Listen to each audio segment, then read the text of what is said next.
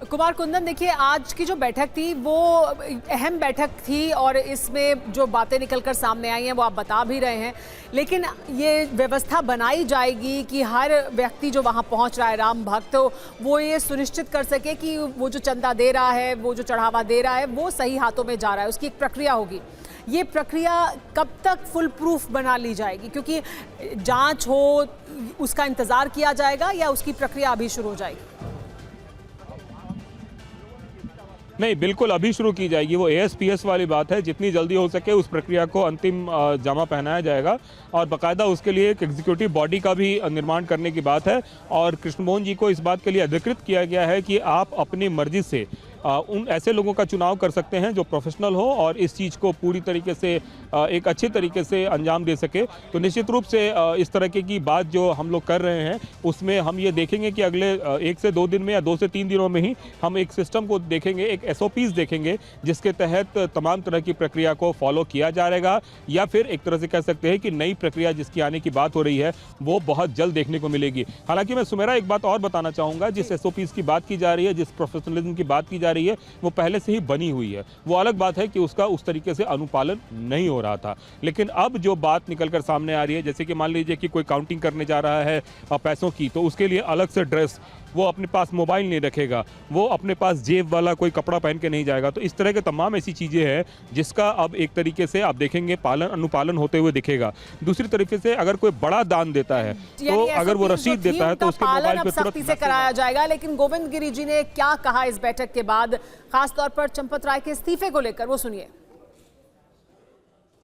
महामंत्री के नाते काम करने वाले हमारे चंपत राय जी को बड़ी वेदना हुई और उनको लगा कि जब तक सारा न्याय ठीक से हो नहीं जाता, अपराधी पकड़े नहीं जाते और उनको उचित दंड नहीं मिलता, तब तक हम लोगों को वहाँ पर बने रहना ठीक नहीं लगता है। ये सोच करके उन्होंने स्वयं ये त्यागपत्र दिया। जिसको मान्य करना न मान्य करना ये हमारे हाथ की बात नहीं थी। के पराशरन जी ने एक बड़ा सुंदर मुद्दा सामने लाया कि संविधान के अनुसार, इस न्यास के बने हुए कॉन्स्टिट्यूशन संविधान के अनुसार त्यागपत्र देते ही वह स्वीकृत माना जाता है और इसलिए हम लोगों के पास अन्य कोई चारा ही नहीं था। उन्होंने स्वयं इस बात को हमें मूल क्लॉजेस को पढ़ करके दिखा करके समझाया कि you have got no choice. जब ये त्यागपत्र दे दिया है तो आपको उसको स्वीकार करना अस्वीकार करना ये बात आपके हाथ में नहीं है। अब उसको हम लोगों को मान ही लेना चाहिए। लेकिन सारे सवाल चंपत राय पर उठ रहे हैं। ट्रस्ट ने कैसे चंपत राय की लेकिन तारीफ की, आपको आइए वो सुनवाते हैं। हमने चंपत राय जी के द्वारा की गई सेवा का अभिनंदन भी किया। उदार अंतःकरण से उन्होंने स्वयं इस प्रकार का निर्णय लिया। उन्होंने राम मंदिर के निर्माण के लिए इतने वर्षों तक, आरंभ से लेकर जब यहाँ पर इस प्रकार की कोई हलचल भी नहीं थी, तब से लेकर के आज तक का कार्य उन्होंने किया है। उनके सारे कार्य का सम्मान करते हुए और फिर भी उन्होंने जो उदारता दिखाई है इस परिस्थिति में, उसका सम्मान करते हुए हम लोगों ने उसको स्वीकार किया है।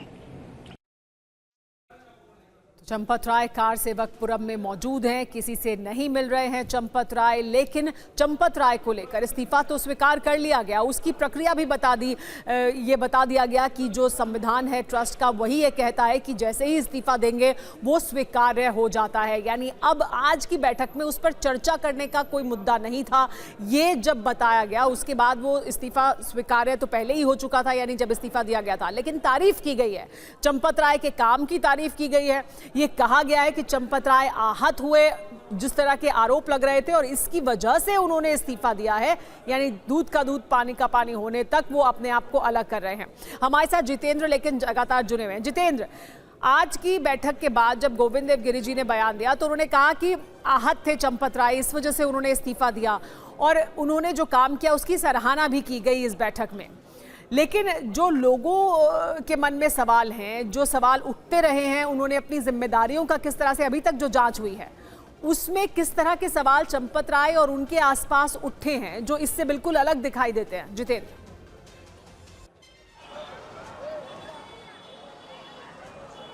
जी बिल्कुल, देखिए आज की जो बैठक रही उसमें चंपत राय को लेकर बयान जरूर दिए गए, उनकी तारीफ भी उसके अंदर की गई और ये भी कहा गया कि अब तक जो उन्होंने संभाला बेहद अच्छे तरीके से संभाला और एक नैतिकता के आधार पर उन्होंने, जैसे ये पूरा चंदा चोरी का कांड सामने आया, उन्होंने नैतिकता के आधार पर अपना इस्तीफा दिया और संविधान के मुताबिक इस्तीफा जैसे ही दिया जाता है उस वक्त कबूल हो जाता है, तो यानी कि उनका इस्तीफा एक तरीके से माना जाए अब कबूल हो चुका है। लेकिन सबसे बड़ी बात इस बैठक के अंदर या फिर क्या इस बयान के अंदर, गोविंद गिरी के इस बयान के अंदर ये रही कि बयान के अंदर कहीं भी SIT की जो फाइंडिंग्स है शुरुआती, उनका खुलकर जिक्र नहीं किया गया, खुलकर ये नहीं बताया गया कि आखिरकार किस तरीके से कहां पर चोरी की गई, कि क्या उसके ऊपर विचार विमर्श हुआ। इतना जरूर कहा गया कि अगली तारीख 22 जुलाई होगी और तब तक उम्मीद है कि SIT की जो फाइनल रिपोर्ट है वो सामने आ जाएगी और उसके बाद कुछ डिसीजन लिए जा सकते हैं। लेकिन इन बिटवीन कुछ डिसीजन लिए गए, जैसे कि CCTV कंट्रोल रूम जो अभी हमारे सहयोगी कुमार कुंदन बता रहे थे उसको लेकर किए गए, उसमें कई लूपहोल्स देखी गई कि हुंडी में जिस वक्त काउंटिंग होती थी उस वक्त जो CCTV कंट्रोल रूम में मौजूद कर्मचारी होता था वो उठकर चला जाता था और थोड़ी देर बाद में आता था। तो कहीं ना कहीं अब ये सुनिश्चित कर दिया गया है कि अगर एक कर्मचारी वॉशरूम के लिए भी जाता है तो दूसरा कर्मचारी वहाँ पर मौजूद रहेगा और CCTV के जरिए नज़र रखेगा। ज़मीन पर बैठकर काउंटिंग होगी, बिना जेब के कपड़े होंगे, मोबाइल ले जा नहीं सकते। ये वो तमाम चीज़ें हैं जो पहले ही चेंज हो बदली जा चुकी थी, उनमें बदलाव किए जा चुके थे SOPs में। लेकिन मुख्य तौर पर जो बदलाव होंगे अब ये साफ तौर पर कहीं ना कहीं कहा गया कि 22 तारीख तक जब तक फाइनल रिपोर्ट आ जाएगी उसमें बताया जाएगा कि SIT ने क्या क्या फाइंडिंग्स रही और उन फाइंडिंग्स के बाद क्या क्या बदलाव ट्रस्ट के अंदर किए गए ये जाने चाहिए, यानी उसके बाद उस पर भी फैसला होगा। लेकिन आज जो कुछ हुआ है उसके बाद कई सवाल हैं जो हमारे दर्शक हैं उनके मन में ये सवाल उठ रहे होंगे, जो राम भक्त हैं उनके मन में ये सवाल होंगे और इन सवालों के जवाब हम तलाशने की कोशिश कर रहे हैं। ट्रस्ट ने चंपत राय का इस्तीफा क्या मजबूरी में स्वीकार किया है? क्या ऐसा लगता है कुमार कुंदन? जिस तरह के बयान दिए गए हैं अभी, उसके बाद क्या ऐसा प्रतीत होता है? देखिए, एक बात जो मुझे थोड़ी समझ में आ रही है वो ये है कि ट्रस्ट के अंदर कई सारे ऐसे लोग थे जो अभी भी चंपत राय के पक्ष में थे। उन्हें ऐसा लगता था कि चंपत राय ने कुछ गलत नहीं किया है, जैसा कि दिनेंद्र दास जी के बयान से जो हमारे सहयोगी अभिजीत से बातचीत में उन्होंने बताया कि उन्होंने कहा कि उनके हिसाब से चंपत राय जी अच्छा काम कर रहे हैं। लेकिन इसका मतलब है कि ट्रस्ट के अंदर भी कई सारे ऐसे लोग अभी भी मौजूद थे जिनका ऐसा मानना था कि चंपत राय जी को शायद रोका जाना चाहिए। लेकिन ट्रस्ट का संविधान कुछ इस तरीके से बना हुआ था कि एक बार चूंकि उन्होंने रिज़ाइन दे दिया तो उस पर अब कुछ सहमति या बातचीत या तमाम तरह के कोई उपाय नहीं बचे थे। तो ट्रस्ट में भी दो तरह के, एक तरह से खेमा था जिसमें से एक खेमा ऐसा था जो चंपत राय के पक्ष में था और दूसरा खेमा निश्चित रूप से एक ऐसा था जो इस पूरे मामले पर उनकी विदाई चाहता था। एक तो ये भी बात है। दूसरी बात है कि जहां तक कार्यों की बात है तो इसमें कोई दो राय नहीं है कि एक और सवाल है कि संविधान ये कहता था कि अगर आपने इस्तीफा दिया तो उसे स्वीकार्य माना जाएगा, जैसा कि गोविंद देव गिरी जी ने बता भी दिया कि ये प्रसारण जी ने बता दिया था जब शुरुआत हुई और जब ट्रस्ट की इस बैठक में चर्चा हुई तो उन्होंने कहा कि ये तो उसी दिन स्वीकार्य हो गया था क्योंकि संविधान यही कहता है ट्रस्ट का। उसके बावजूद क्या हम ये साफ तौर पर कह सकते हैं कि ट्रस्ट से चंपत राय की पूरी तरह से विदाई हो गई है, या वो अभी भी किसी रूप में उससे जुड़े रहेंगे या उनकी वापसी का रास्ता बना रहेगा? अभी तक जो पहली नज़र में दिख रहा है, जिस तरीके के संविधान का जिक्र किया जा रहा है, उस संविधान के आधार पर यह तय हो गया कि चंपत राय और अनिल मिश्रा की यहां से परमानेंट विदाई हो गई है। अब नए सिरे से एंट्री कब होगी ये कहना मुश्किल है और कैसे होगी यह भी कहना मुश्किल है। लेकिन इतना तय है कि जिस हिसाब से जैसे ही आपने रेजिग्नेशन दिया उसी समय आपका इस्तीफा मंजूर हो गया, तो ये संविधान कहने का मतलब साफ है कि आपकी विदाई तय हो गई। अब वो अयोध्या में सिर्फ और सिर्फ एक सामान्य नागरिक के तौर पे रहेंगे, न कि श्री राम जन्मभूमि तीर्थ क्षेत्र के न्यासी बनकर या फिर एक तरह से कह सकते हैं ट्रस्ट के कोई सदस्य बनकर। सदस्य की भी भूमिका से वो चले गए हैं। ये एक बात समझना जरूरी होगा कि जो चंपत राय थे वो महासचिव के पद से भी नहीं गए, पद से भी गए हैं और सदस्य के पद से भी गए हैं। कहने का मतलब अब उनका तीर्थ क्षेत्र में कहीं किसी भी तरीके का कोई दखलंदाजी नहीं होगा। ये तो पहली बात हो गई। लेकिन आपको यह भी समझना पड़ेगा अब उनको एक आम व्यक्ति की तरह SIT के सामने और अयोध्या पुलिस के सामने पेश होना पड़ेगा, क्योंकि अयोध्या पुलिस ने पहले से मन बनाया हुआ है कि आने वाले सप्ताह में उनसे पूछताछ की जाएगी। तो इस समय चंपत राय ट्रस्ट के महासचिव के तौर पर नहीं होंगे, तो निश्चित रूप से अब उनके महासचिव ट्रस्ट तो में रहे किसी ही भी तरह नहीं है, लेकिन वो जो सदस्य का पद था वो भी उनके हाथ से गया है। ट्रस्ट ने लेकिन प्रेस विज्ञप्ति जारी की है, यानी इस बैठक के बाद, इस अहम बैठक के बाद एक प्रेस विज्ञप्ति जारी की गई है। इसमें तमाम अहम बिंदु जिस पर चर्चा की गई, ट्रस्ट ने अपना पक्ष भी रखा है खुले तौर पर। क्या कुछ कहा गया है वो इससे पहले प्रेस कॉन्फ्रेंस में भी जब मीडिया से बात की गोविंद देवगिरी जी ने, उन्होंने भी इसके बारे में जानकारी दी है। यानी अलग अलग सदस्य बाहर निकलकर जानकारी दे रहे हैं, लेकिन ट्रस्ट ने एक आधिकारिक बयान जारी किया है। बैठक के बाद ट्रस्ट की तरफ से यह आधिकारिक बयान जारी किया गया है, जिसमें बताया गया है बैठक में क्या कुछ हुआ उसके बारे में। तो देखिए, ये वो बयान है जो हम आपको इस वक्त स्क्रीन पर दिखा रहे हैं। ये जो ट्रस्ट ने प्रेस विज्ञप्ति जारी की है वो है, और इस प्रेस विज्ञप्ति में आज की तारीख है, देखिए। और इस चिट्ठी में क्या कुछ है आइए वो आपको बता देते हैं। तो देखिए, ट्रस्ट ने प्रेस विज्ञप्ति जारी की है और ये रही वो प्रेस विज्ञप्ति। मैं आपको बता दूं, श्री राम जन्मभूमि तीर्थ क्षेत्र के निवासियों की बैठक आज आषाढ़ कृष्ण पक्ष में आज की तारीख में की गई, अयोध्या में संपन्न हो गई। इसमें प्रमुख रूप से दान पात्रों से प्राप्त राशि की गणना, और इस वक्त आलोक वहाँ राम भक्तों का आना कम नहीं हुआ है जी। उतनी ही बड़ी संख्या में वो आ रहे, इस पर भी ट्रस्टियों ने संतोष व्यक्त किया है। जी सर, चढ़ावे में जो कीमती सामान था उसको लेके बहुत सारे सवाल उठाए गए और कुछ लोगों ने एग्जाम्पल भी दिया, जैसे वो 5 करोड़ वाली सोने की जो रामायण है वो गायब हो गई। इस तरह के जो एलिगेशंस हैं इसको आप कैसे देखते हैं? हालांकि कुछ गायब नहीं हुआ, सार्वजनिक निमंत्रण है, जिसको अपनी चीज जाकर के देखनी है वो ट्रस्ट से समय तय करे, जाए और सत्यापन कर ले। जी सर, पॉलिटिक्स भी काफ़ी हो गई इस इशू पर। शुरू से ही जब से ये इशू उठाया गया तब से अखिलेश यादव, क्योंकि यूपी से वो बिलोंग करते हैं और चुनाव भी आने वाले हैं, और साथ में इंडिया अलायंस के लोग, चाहे वो अरविंद केजरीवाल हो, कांग्रेस के लोग हों, उन्होंने काफ़ी कुछ पॉलिटिक्स करी। राम भक्त, बीजेपी को राम भक्त चोरी बताया और चंदा चोरी बताया, लूट बताया। क्या बोलना चाहेंगे? हम तो खुद एफआईआर फाइल किए, वो भी कर सकते थे, अखिलेश भी कर सकते थे, क्योंकि ये लिखा गया है कानून में कि जिसको किसी अपराध की जानकारी है वो एफआईआर कर सकता है। तो अखिलेश जी हमसे क्यों चाह रहे हैं कि करें? उनको जानकारी है तो उन्होंने क्यों नहीं करी? खैर, एफआईआर है, जांच हो रही है, एसआईटी भी जांच कर रही है, किसका कितना दोष है ये पकड़ा जाएगा। और इस बात की भी जांच कर रही है कि वो जो यादव है, कौन सा यादव है, टिन्नू यादव है, क्या वो रोज एक से ज्यादा बार अखिलेश जी को फोन करता था? जी सर, आखिरी सवाल, अब जो 3 पोजीशंस खाली हैं, क्या उसका प्रोसेस रहेगा उसको फिल करने का? संविधान में है उनके कि 28 दिन का नोटिस दे के कर सकते हैं।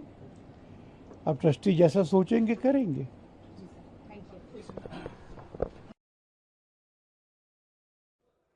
आपने सुना आलोक कुमार जी को, उन्होंने कहा कि प्रक्रिया चल रही है, जांच हो रही है, चढ़ावे के आभूषण गायब नहीं है, सबको खुला न्योता दिया गया है। यानी वो तमाम राम भक्त जिन्होंने चढ़ावा दिया है राम मंदिर में, वो समय मांगकर ट्रस्ट से वहां जा सकते हैं और सत्यापन कर सकते हैं, यानी देख सकते हैं कि उन्होंने जो कुछ दिया था दान में वो वहीं पर है या नहीं। यानी इसको लेकर आज अलग अलग तरह से 2-3 बार ये बयान सामने आ चुका है, जिसमें कहा गया है कि वो तमाम आभूषण जो दिए गए हैं, वो तमाम दान पात्रों के जरिए या दान में जो भी कुछ दिया गया है, जिसमें जो दान पात्र में दिए गए आभूषण भी शामिल हैं, वो सब जाकर लोग जिन्होंने दिया है उसका सत्यापन कर सकते हैं। लेकिन ये वो प्रेस विज्ञप्ति है जो इस अहम बैठक के बाद जारी की गई, और इस प्रेस विज्ञप्ति में देखिए क्या मुख्यतः कहा गया है। पहले ये बताया गया है कि चर्चा हुई, और देखिए इसमें जिक्र किया गया है उस मुद्दे का जिस पर चर्चा हुई है। बताया गया है कि चर्चा इस बात पर हुई है कि जो महामंत्री हैं उन्होंने इस्तीफा दिया है। ये भी कहा गया कि ये जो चर्चा है इसके केंद्र में कौन कौन से बिंदु थे, तो ये बताया गया है। लेकिन एसआईटी की प्रारंभिक रिपोर्ट में 8 लोगों के नाम सामने आए जिनके विरुद्ध प्रथम दृष्टया साक्ष्य मिले, उनके विरुद्ध ट्रस्ट ने मुकदमा दर्ज कराया और गिरफ्तारियां भी हुई। अब पूरा मामला कानून के अनुसार आगे बढ़ रहा है। ट्रस्ट का स्पष्ट मत है कि जो भी दोषी हो उसके विरुद्ध कानूनी कार्रवाई होकर कठोरतम दंड मिलना चाहिए। एसआईटी का कार्यक्षेत्र सिर्फ जांच तक ही सीमित नहीं है, अपितु ये सुझाव देना भी है कि ट्रस्ट की व्यवस्थाओं में क्या आवश्यक सुधार करने चाहिए जिससे व्यवस्था और अधिक सुदृढ़, मजबूत एवं पारदर्शी हो सके। यानी एसआईटी ये भी बताएगी कि कैसे और मजबूत किया जाए, इस पूरी प्रोसेस को ट्रांसपेरेंट बनाया जाए। एसआईटी की प्रारंभिक रिपोर्ट आने के बाद महामंत्री श्री चंपत राय और एक ट्रस्टी श्री अनिल मिश्र ने नैतिक आधार पर त्यागपत्र दिया है, यहां जिक्र किया गया इसका, जिन्हें आज ट्रस्ट की बैठक में विचारार्थ प्रस्तुत किया गया। यानी उस इस्तीफे को प्रस्तुत किया गया, उस पर विचार किया गया। ट्रस्ट ने निष्पक्ष जांच हेतु नैतिक आधार पर दिए दोनों के त्यागपत्र को स्वीकार किया है। यानी नैतिक आधार पर दिए गए त्यागपत्र को स्वीकार किया। तो देखिए ये तमाम बिंदु इस जो प्रेस विज्ञप्ति है उसमें शामिल किए गए हैं, जिसमें ये कहा गया है कि चंपत राय और अनिल मिश्र ने नैतिकता के आधार पर इस्तीफा दिया है और इस वजह से ट्रस्ट ने उसे स्वीकार किया है ताकि जांच सही तरह से चल सके। लेकिन बार बार ये कहा जा रहा है कि नैतिकता के आधार पर चंपत राय ने इस्तीफा दिया है। तो देखिए हम आपको बता दें कि ये देखिए निधि समर्पण अभियान एवं कॉर्पस दान के माध्यम से प्राप्त कुल राशि इतने करोड़ रुपए में से इतने करोड़ रुपए निर्माण एवं पूंजीगत व्यय में उपयोग किए गए हैं। यानी बताया गया कि इतनी राशि प्राप्त हुई है, उसमें से इतनी राशि निर्माण में खर्च कर दी गई है। प्रारंभ से लेकर यहां तक यानी 31 मार्च 2026 तक कुल चढ़ावा कितने रुपए का प्राप्त हुआ था, जिसमें से इतने करोड़ की राशि संचालन व्यय में उपयोग ली गई। यानी पूरा जो ब्यौरा है वो बताया गया है कि कितनी राशि कहां पर उपयोग की गई है, कितनी राशि चढ़ावे में आई है, कितनी राशि को जो है इस्तेमाल किया गया है। शेष राशियां बैंक खातों में उपलब्ध हैं, यानी कहीं कोई गड़बड़ी नहीं है ये कहने की कोशिश है। ये समस्त वित्तीय सूचनाएं समय समय पर ट्रस्ट ने मीडिया के समक्ष प्रस्तुत की हैं। यानी हम पहले भी ये जानकारी दे चुके हैं कि कितना चढ़ावा आया है, कितना निर्माण कार्य में खर्च हुआ है, जो बाकी बचा हुआ पैसा है उसमें से कितना पैसा बैंक खातों में जमा है।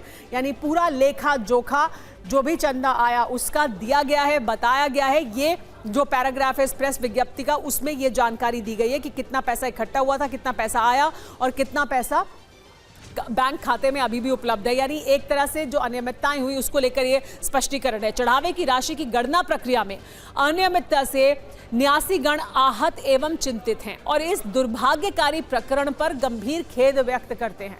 जो अनियमितता हुई है उससे आहत हैं और इस पर गंभीर खेद व्यक्त करते हैं, ये कह रहे हैं। हमारे साथ कुमार कुंदन भी जुड़े में लगातार, उनके पास एक बड़ी खबर है, सीधे उनका रुख करते हैं। कुमार कुंदन जी, तो देखिए ये प्रेस विज्ञप्ति और इस प्रेस विज्ञप्ति में तमाम जानकारी कि किस तरह से 582 करोड़ रुपए जमा हुए थे, 391 करोड़ संचालन व्यय में खर्च हुए हैं। यानी पूरा ब्यौरा बता दिया गया है। देखिए इसमें जो एक सबसे अहम बात है, हमें लगता है उस पर भी हमें चर्चा करनी चाहिए, वो है गोपाल राव का नाम। गोपाल राव को भी हटा दिया गया है। गोपाल राव जो ट्रस्ट में विशेष आमंत्रित सदस्य थे और मंदिर के व्यवस्था से जुड़े हुए थे और उन पर तरह तरह के आरोप लग रहे थे। गोपाल राव अब तक जो है इस पूरे मामले में एक तरह से कह सकते हैं कि कहीं न कहीं शक के दायरे में थे, लेकिन गोपाल राव को भी मंदिर की व्यवस्था से हटा दिया गया है। अब उनको विशेष आमंत्रित जो सदस्य है अब वो उसका दर्जा नहीं दिया जा रहा है। तो निश्चित रूप से चंपत राय, अनिल मिश्रा, गोपाल राय तीनों की छुट्टी हो गई है। ये सबसे बड़ी खबर मुझे लग रहा है कि गोपाल राय भी अब जो है हटा दिए गए हैं ट्रस्ट से विशिष्ट आमंत्रित सदस्य के तौर पे और अब उनकी जगह मंदिर की व्यवस्था कोई और देखेगा। क्योंकि आपको बता दूं सुमेरा, एसआईटी जांच में कई सारे ऐसे पहलू थे जिनमें गोपाल राव का भी नाम प्रत्यक्ष या परोक्ष रूप से आ रहा था और वो भी शक के दायरे में थे। तो निश्चित रूप से जब अगले हफ्ते उनसे पूछताछ होनी थी उसको निश्चित आधार बनाया गया होगा और जो कुछ भी है उनको भी इस ट्रस्ट से हटा दिया गया है विशेष आमंत्रित सदस्य के तौर पे। उनके भतीजे पर भी आरोप कई तरह के लग रहे थे। तो ये जो एक बड़ी खबर है, गोपाल राव जिसका जो बाकायदा कल मीडिया से बात भी करते आए, कल रात में उन्होंने ही बताया कि 3 बजे जो है यहाँ पे मीटिंग होगी, आज भी उन्होंने सब कुछ बताया, उनको हटा दिया गया है। ये एक बड़ी खबर है। कुमार कुंदन, ये भी बताया गया है इस प्रेस विज्ञप्ति में कि कितनी भेंट प्राप्त हुई हैं और सब मौजूद हैं, क्योंकि अलग अलग समय पर सवाल उठे हैं। जो भेंट दी गई वो कहाँ है? बहुत से लोगों ने कहा कि उनको रसीद नहीं मिली। अलग अलग समय पर अलग अलग लोग सामने आए और उसको लेकर सत्यापन करने की बात भी हुई। जो अभी आलोक कुमार जी ने भी कहा है कि आप सब लोग आ सकते हैं, सत्यापन कर सकते हैं। ये बताया गया है इस प्रेस विज्ञप्ति में कि कितनी भेंट अब तक प्राप्त हुई है और वो मौजूद है। निश्चित रूप से देखिए, आपको याद होगा कि एसआईटी ने जांच के दायरे में उन लोगों से भी पूछताछ करनी शुरू कर दी थी जिन लोगों ने बड़े दान दिए थे मंदिर को। तो उसका पहलू ये था कि कहीं ये पता करना कि कहीं ऐसा तो नहीं है कि उनके दान के साथ किसी ने ऐसा किया हो कि दान ले लिया हो और उसके बाद उसने मंदिर में अर्पित नहीं किया हो। और इन सब के बीच तमाम तरह के सोशल मीडिया पर और सब जगह बातें आ रही थी। इस बात को संज्ञान में लेते हुए दोबारा से ट्रस्ट जारी करने के लिए, एक तरह से कह सकते हैं ट्रस्ट ने उनकी सूची तैयार की है और बाकायदा उनकी लिस्ट भी जारी कर रहा है। कई सारे सामानों को वो डिस्प्ले में भी डाल रहा है, आभूषणों और तमाम तरह की चीज़ों को, जिससे कि ये एक लोगों में विश्वास पैदा हो कि बड़ी संख्या में जो उन्होंने दान दिए हैं वो दान अब भी सुरक्षित है। क्योंकि कई बार ऐसी खबरें आई थी कि जो बहुमूल्य धातु दान में दिए हैं, ट्रस्ट की ओर से ये कहा गया कि हमने उसे बैंगलोर भिजवा दिया है, उसको गला के हम सोने की ईंट बनाएंगे और फिर उसको ट्रस्ट में। लोगों को रसीद नहीं मिली थी। अलग अलग समय पर लोग सामने आए, उन्होंने कहा कि उन्होंने दिया, लेकिन उन्हें रसीद नहीं मिली। क्योंकि रसीद नहीं मिली थी इसलिए सवाल पैदा हो रहे थे। जहां पर होना चाहिए था, उन्होंने जो दान दिया था वो वहां पर मौजूद नहीं था, अलग जगह पर रखा हुआ था, तो इसको लेकर भी सवाल थे। लेकिन एक जो अहम रुख फिलहाल दिखाई देता है ट्रस्ट का, कुमार कुंदन, वो ये कि इस विज्ञप्ति के जरिए भी और अभी तक जो भी ट्रस्ट के सदस्य बाहर आकर मीडिया से बात कर रहे हैं उन सब की तरफ से भी ये साफ तौर पर दिखाई देता है कि चंपत राय को बचाने की, या उनको ऐसा कह सकते हैं कि उनके साथ खड़ा है ट्रस्ट, ये साफ तौर पर दिखाई देता है।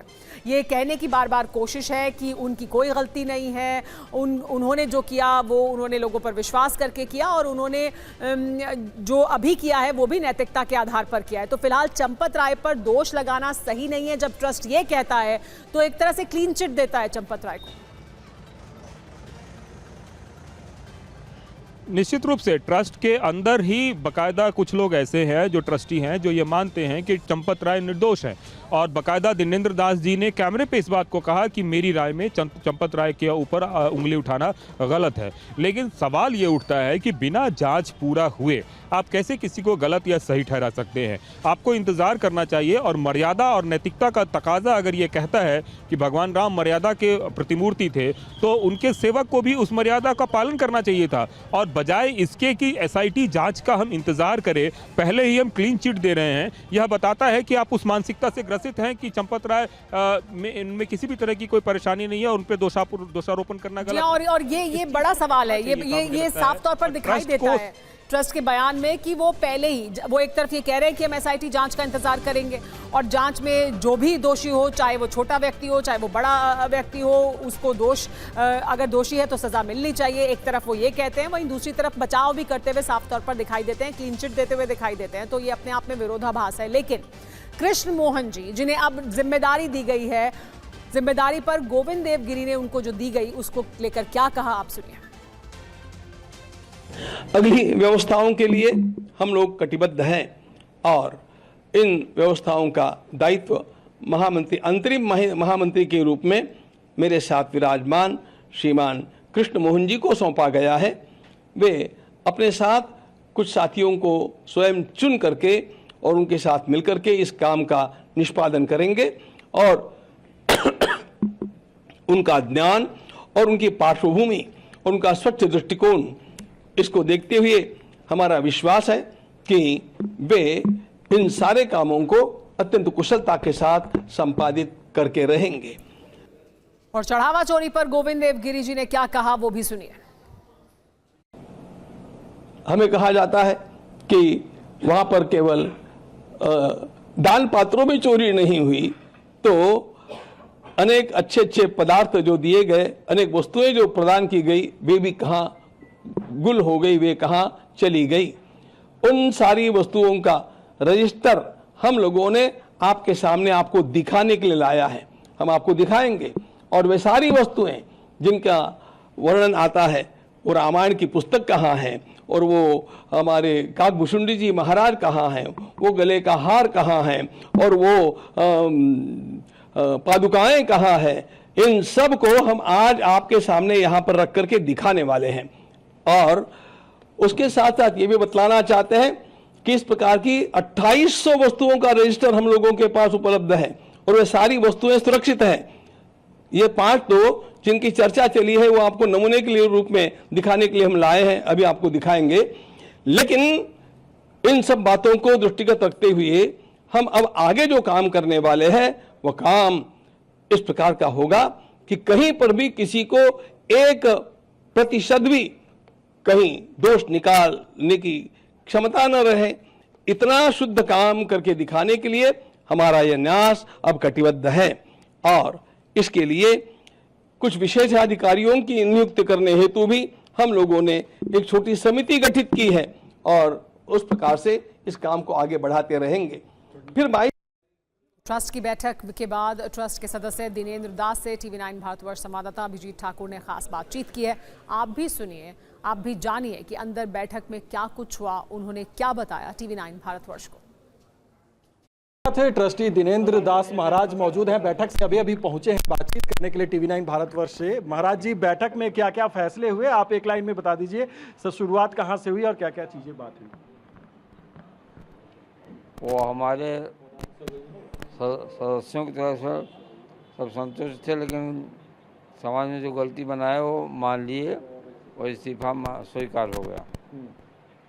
संपत राय ने इस्तीफा दे दी थी, मैं सदस्य लोग स्वीकार कर लिए। और आगे किसको जिम्मेदारी दी जाएगी, क्या किसका नाम लिया गया, किस पर चर्चा हुई, बात हुई? उसमें किस महल को बना दिया गया। जो भी बैठक में चीजें हुई इससे आप सहमत हैं? और वो उसमें ट्रस्टी हैं तो सबकी बात तो मानना पड़ेगा। आपको अपनी बात बोल सकते हैं, हमारी बात नहीं माने तो उनकी बात हमको मानना ही पड़ेगा। आपको अपनी बात बोलने का मौका मिला, आपने अपनी बात रखी? बात हम बोल दिए, नहीं माने तो उनकी बात हमको मानना पड़ेगा, जिसमें ज़्यादा वही मान्य होगा। तो आप अपनी बात क्या रखे, आपकी क्या राय थी इस पूरे प्रकरण पे जो भी चढ़ावा चोरी हुआ? हम तो बताया कि चंपत राय में कोई कमी नहीं मिल रहा है तो क्यों हटाया जाए। तो बताया नहीं, वो इस्तीफा दे दिए हैं। वो सुप्रीम कोर्ट वाले वकील बताया कि नहीं, अगर इस्तीफा दे तो मान लिया जरूरी है। सदस्य लोग तैयार है तो हमको भी मानना पड़ा। आगे क्या क्या सुधार ट्रस्ट में किया जाएगा, इस पर भी बातचीत हुई, चर्चा हुई, SIT वगैरह की रिपोर्ट आई? हाँ, उसको पूरा अभी चल रहा काम। और जो उसमें चोरी में पा गए हैं, जेल में गए, सब संतुष्ट हैं और बातचीत पूरी हो गई है। हमारे साथ कुमार कुंदन लेकिन लगातार बने हुए हैं। कुमार कुंदन, ये जो प्रेस विज्ञप्ति है और अभी तक जो ये बैठक के बाद निकलकर बयान सामने आ रहे हैं, वो बयान साफ तौर पर ये बताते हैं कि ऐसा बताया गया है कि अनियमितता सिर्फ कैश में हुई है, यानी जो गिनती हो रही थी वहां पर अनियमितता है। इसके अलावा जो भी चढ़ावा आया है वहां किसी तरह की कोई अनियमितता नहीं है।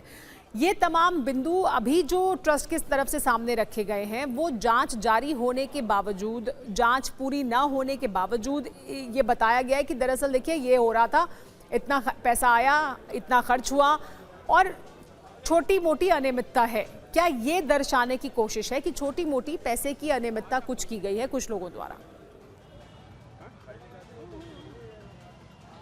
देखिए, मुझे लगता है कि इसमें हमें थोड़ा सा इंतज़ार करना चाहिए, क्योंकि जो हमारी जानकारी है, जो नए सिरे से SIT जांच कर रही है उसमें पूरे 5 साल का लेखा जोखा जांच कर रही है, पहली चीज़।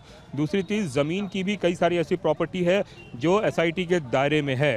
तो जो प्रिलिमिनरी रिपोर्ट के आधार पर जो ये प्रेस रिलीज जारी की गई है, उसमें ज़रूर चढ़ावे की बात और जो काउंटिंग हो रही है वहाँ सेंटर की बात की जा रही है। तो उनको ऐसा लगता है कि काउंटिंग सेंटर पर प्रिलिमिनरी सबसे बड़ा जो है एक तरह से गबन हुआ है।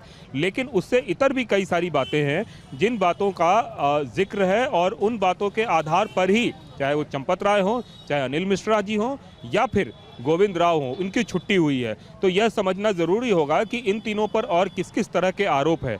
जो मुझे ऐसा लगता है कि कई सारे ज़मीन विवाद भी हैं जो इस पूरे मामले में संबंधित है, जिस पे अभी पूरी तरीके से पटाक्षेप होना बाकी है। हालांकि कृष्णमोहन जी ने एक बात साफ कही कि किसी भी बात को सामने रखने से पहले आपको न्यास से पता करनी चाहिए कि उसकी अंतिम स्थिति क्या है, बीच में किसी भी तरह का आरोप ना लगाएं। लेकिन इस बात से भी जिक्र ज़रूर है कहीं न कहीं पूरे जांच के दायरे में कि इन लोगों पे और भी कई ऐसे आरोप हैं जिन आरोपों का जिक्र इस प्रेस रिलीज में नहीं है। तो मुझे भी ऐसा लगता है कि 22 तारीख तक का इंतज़ार करना चाहिए, क्योंकि अगर सिर्फ और सिर्फ चंदा चोरी ही है तो गोविंद राव जी को वहां से किस लिए हटाया गया, यह भी एक बड़ा सवाल है। क्योंकि वो मंदिर की व्यवस्था देख रहे थे, मंदिर की व्यवस्था और पैसे की काउंटिंग दोनों अलग अलग चीज़ें थी। तो ऐसे में कई सारी ऐसी चीज़ें हैं जो अभी भी जांच के दायरे में है और अभी भी विरोधाभास पैदा करता है। लेकिन हाँ, इतना तय है कि जिन लोगों को हटाया गया है ये लोग फ्रंट रनर थे और जांच के दायरे में जांच की सारी उंगलियां इन्हीं लोगों के इर्द गिर्द घूम रही थी। हालांकि अभी तक कोई ठोस सबूत इनके खिलाफ नहीं मिले हैं। क्या ये भी कह सकते हैं कि क्योंकि ट्रस्ट पर भी सवाल उठाए जा रहे हैं, ऐसे बहुत से लोग हैं, ऐसे बहुत से लोग अयोध्या में मौजूद हैं, ऐसे बहुत से महंत हैं, संत हैं जो ट्रस्ट पर भी सवाल उठा रहे थे कि फिर वो तमाम लोग जिनकी जिम्मेदारी थी वो अपनी जिम्मेदारी पूरी तरह से नहीं निभा रहे थे। आपने 2 या 3 लोगों को जिन्होंने अभी इस्तीफा दे दिया है, आपने उन्हीं पर सब कुछ छोड़कर बाकी लोगों ने उसमें जो उनकी जिम्मेदारी हो रही थी उसको नहीं निभाया है। तो ट्रस्ट पर भी क्योंकि सवाल उठ रहे थे, तो क्या इस वजह से भी ये एक तरह की सफाई, एक तरह की क्लीन चिट ट्रस्ट के लिए भी है, अपने आप के लिए है कि देखिए सब कुछ ठीक है, ज्यादा गड़बड़ी नहीं है, सिर्फ यही गड़बड़ थी, यहां पर एक्शन हो रहा है? देखिए, आपको याद होगा कि अयोध्या के फैजाबाद के वकीलों ने बाकायदा एक मेमोरेंडम भी दिया था सुपरिटेंडेंट ऑफ पुलिस को और उसमें ये बोला था कि ट्रस्ट के जितने लोग हैं सबको इस्तीफा दे देना चाहिए और उन्होंने सबको इस पूरे में लपेटे में ले लिया था। लेकिन एक बड़ा वर्ग ऐसा था जो ट्रस्ट के कुछ लोगों तक ही आरोप प्रत्यारोप सीमित करके रखा था और मुझे ऐसा लगता है कि एक बड़ा वर्ग जो जिन लोगों के पास गया था, जिसमें कि चंपत राय, जिसमें अनिल मिश्रा, जिसमें गोपाल राव, इनका जिक्र था, इन तीनों को एक तरीके से सिस्टम से हटा दिया गया है और बाद बाकी लोगों को अभी तक सिस्टम में रखा गया है। यह बात ज़रूरी है कि ट्रस्ट बेशक बना हो, लेकिन ट्रस्ट के बड़े अहम और कई बड़े फैसले सिर्फ और सिर्फ चंपत राय, अनिल मिश्रा, ये लोग को लेकर कुमार कुंदन, गोविंद देव गिरी जी कह रहे हैं कि चंपत राय निष्कलंक हैं। एक तरफ ये भी कह रहे हैं कि जांच होगी, निष्पक्ष जांच होगी, चाहे कोई कितना भी ताकतवर और प्रभावी ना हो उसके खिलाफ कार्रवाई होगी, चाहे कोई कितना भी छोटा व्यक्ति हो काम करने में या ऊंचे पद पर बैठा व्यक्ति हो, किसी को बख्शा नहीं जाएगा। लेकिन वहीं साफ तौर पर यह भी कहते हैं कि चंपत राय निष्कलंक हैं। आपका बहुत शुक्रिया कुमार कुंदन हमारे साथ जुड़ने के लिए।